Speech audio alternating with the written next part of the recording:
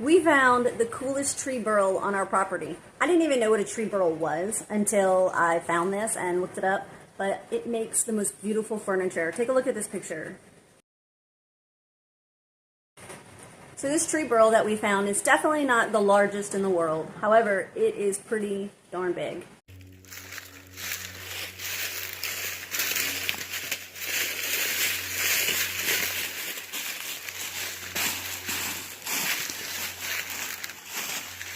That looks like a old person. There's the eyes and eyebrows, and there's a big old nose, and there's the mouth, chin.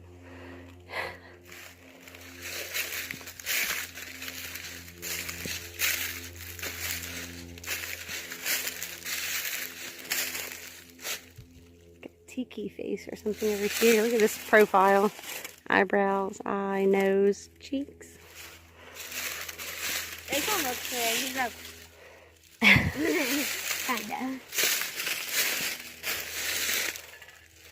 So for anyone who's wondering, no, we're not going to cut it down to make it furniture. We're going to go ahead and let this stay as long as it wants to live, and we are going to enjoy it. As my son calls it, the tree of many faces.